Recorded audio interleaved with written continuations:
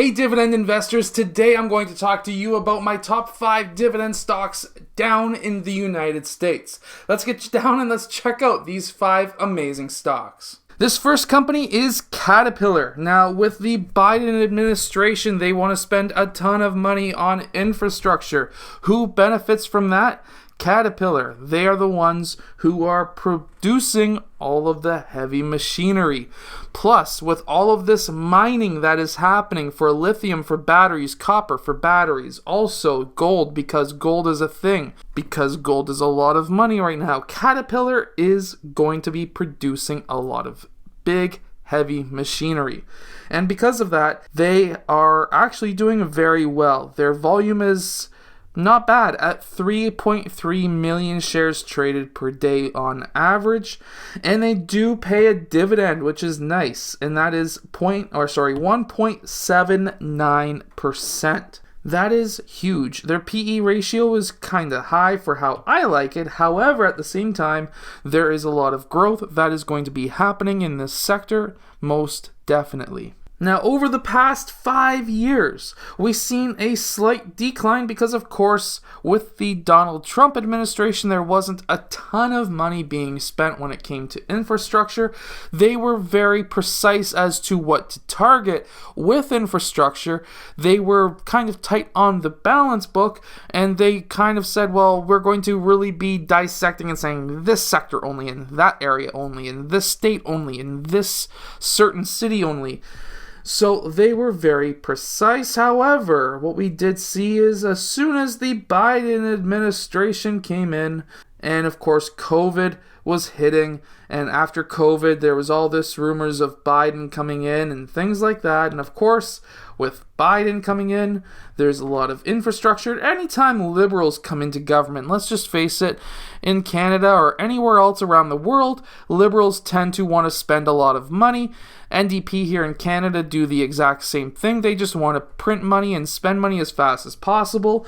Whether you think it's good or bad, it does get at least some of these companies like Caterpillar really pumping when it comes to their stock price. And we can see that they do have a massive history of paying a dividend, which is fantastic. Now, first quarter of last year wasn't the best. They did miss the first quarter of last year, but of course, COVID, there was a lot of companies being shut down, especially up here in Canada. I had a friend who even shut down a massive construction company because as soon as you get shut down for some of these companies, if you've got, let's say, 128 pieces of heavy machinery that need to be paid back to the bank, and you're not getting any money coming in, guess what? You're going under. And that is probably what happened in the first quarter. A lot of these companies not buying product because they had to conserve money. And then, of course, quarter 2, 3, and of course 4 were both very good. Quarter 4 being the best out of them all. Massive beat. And of course, I think that's going to continue in the first quarter, especially with the Americans opening up. Not so great for the Canadians, though. Apple is another fantastic play. It does pay a dividend of 0.65%, so not the biggest of dividends. However, it is a stable dividend because Apple's the largest company in the world, but also for the fact that their CEO wants to raise the dividend. Of course, eventually, probably once they're allowed to. Their average volume is massive at 107 million shares traded per day, which is insane. And then from there, their PE ratio is actually getting down lower than Caterpillar's. However, because of the massive growth, I think that PE ratio, even though it is still higher than what I would normally buy companies at, is a very good deal. Because, of course, Apple has a massive future, potential car coming, potential glasses coming. It's kind of an interesting company. Let's also face it, with Apple, guess what? The more money people have, whether it comes from a job or the government, the more money Apple's going to make because, let's face it, when it comes to Apple, everyone wants their products, or almost everybody wants their products, which means that, of course, whenever there is a new product, there's going to be a massive wave of more money coming into their company. Now, when coronavirus hit, everyone thought it was going to plummet because they thought that nobody was going to be able to afford new Apple products because, let's face it, they're expensive. But then stimulus hit, and stimulus checks hit, and people said, well, there's two things I want to spend money on when it comes to stimulus. I don't want to spend it on food. I don't want to spend it on rent. I want to spend it on Apple equipment and stocks, or stonks, what they call it. GameStop trade was fun. Anyways, so yeah, that exploded. Then there was all of this happening here. I think it's going to stabilize for a bit until they start raising their dividend. Maybe a couple of new products will come out, but at this point, I still think that this is at minimum 10 to 25% gain company for the next couple of years. And of course, they do have a huge history of raising dividends. They are still technically a fairly new company when it comes to dividend payments. However, I think they're going to be able to pay that for a while. And of course, first, second, and third quarter were kind of tight, but they did beat. And then the fourth quarter, Christmas. Yeah, that's going to always be huge. It's the Christmas quarter. And of course, it did not disappoint. Their 2020 earnings were also on point. They made more money, which is fantastic because, of course, less people working in their stores and they're still selling product on their website. And their revenue also went up, so that's fantastic to see. MPLX is also another really interesting company, mainly because of its ridiculous dividend of 10.5%. Is it stable? Well, let's look at their 5-year chart. Of course, there's a lot of articles that I was reading that this company is a stable company, but it had a nice rounded top, which usually means it's going to go down, which it did, but it's starting to recover. Will it recover back up to that $35-ish price that it was sitting at before? Potentially. Let's face it though, it was on the decline before, and I never really want to focus on a company that was on a decline before obviously a market tank. But what we need to focus on is we need to find more articles to see if this company is actually doing very well or not. There is a lot of articles really trying to push this. Whenever you see a company that has a lot of articles trying to push to buy, usually it means that company is probably spending money on publicity to say, hey, just tell people to buy your stocks. So you need to keep that in mind. It does, however, have a nice long history of paying dividends, which is fantastic. When it comes to their quarterly earnings, they have been pretty well on pace for just basically matching. Of course, it does say it beat by 9 cents and 3 cents, but when you're talking about a couple of dollars per share, not really a massive beat or not. This was a massive miss, which is kind of scary, but again, coronavirus was hitting around that time, so that was going to happen anyways with the coronavirus. The question is, will this affect in the future? That is the question that you want to ask yourself before investing in this company. Next is one of my favorites, and that is Taiwan Semiconductors. Taiwan Semiconductors, I made a video about a little while ago. Their dividend is safe, in my opinion, at 1.4%. I think it could actually rise. There is currently a shortage of chips in the world, and I don't think that's going to change anytime soon. It does trade at close to 14 million shares traded per day, and its PE ratio is around 34, which is actually, like I was mentioning, higher than what I would normally invest in, but because of the potential future earnings of this company, I think it's huge.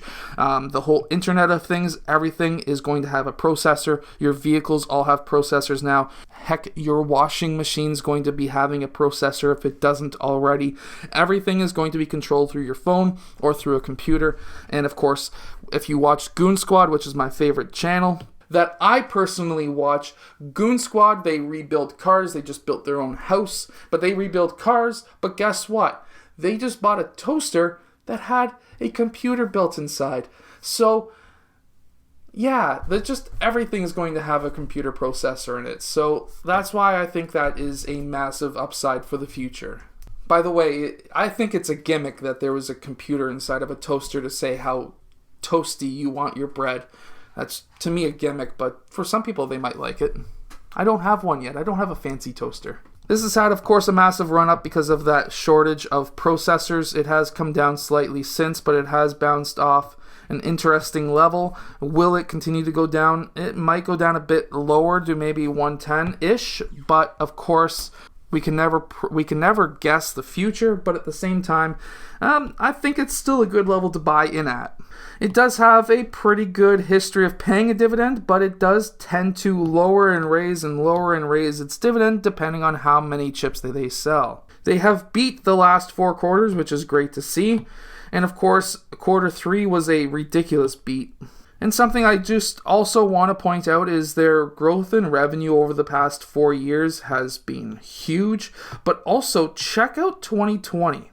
My question for this is it because they got rid of some staff because of coronavirus and were able to basically operate on a skeleton crew? Because that is kind of interesting. Have they figured out that they just need less staff to be able to make more money, and because of that they could pay more dividends, which would then make the stock go higher? And see how this is translating into just job loss altogether? Which just then basically goes into my point of just you need to start a side hustle, because if you have a side hustle and you lose your job, if your side hustle is making you money, at least you have something coming in. And hey, who's to say that it might not be like my company, which actually makes me a full-time income that I don't have to work a job anymore. So keep that in mind. JP Morgan is another fantastic company. I love the banks. PE ratio is in that range of where I would be buying stocks at. I kind of like under 20 myself, because then it shows that, at least to me, that it's a nice stable company and it's properly priced and not overly priced. If it's below 10 or 11, then it starts being like, is this company going under, or is it just underpriced? So I've got a video coming out soon about PE ratio, and if you heard my computer, it's 12 o'clock apparently. So from there, it does pay a dividend of 2.36%, which is fantastic. 15.2 million shares traded per day. When we go over to the chart, we see that the coronavirus pandemic kind of destroyed the company, but it has recovered nicely. It has beat its high of 140. It's up to 153. It's starting to consolidate, and I don't think it's going to drop massively from where it is right now. I think that it's got some room to grow. Now, of course, all of the banks just had a recent scare with a hedge fund going under, but I wouldn't be worried about that. If it does go down, it's just a buying opportunity in my mind. And then, of course, they do have a nice strong history of dividend growth. However, we have to remember that the U.S. banks did cut and stop their dividends during the 2008 crisis. If something like that happens again, there is a potential for that to happen. So we have to keep that in mind. The Canadian banks, when it comes to about dividends, in my opinion, the big 6 banks in Canada are a lot better of an investment. If you're an American watching this, definitely check them out, because they have paid a dividend for over 100 years. And from there, what you want to look at as well is the fact that they've never lowered or cut their dividend within that time, some of which have been paying for over 140 years, which is crazy if you think about it. And of course, quarter 1 coronavirus earnings were not great, and then there was the 3 quarters following, which were good. The revenue only slightly dipped a bit back below 2018 levels, but again, I would assume that to rise back up once everyone starts getting back to work, which Americans are and Canadians are not.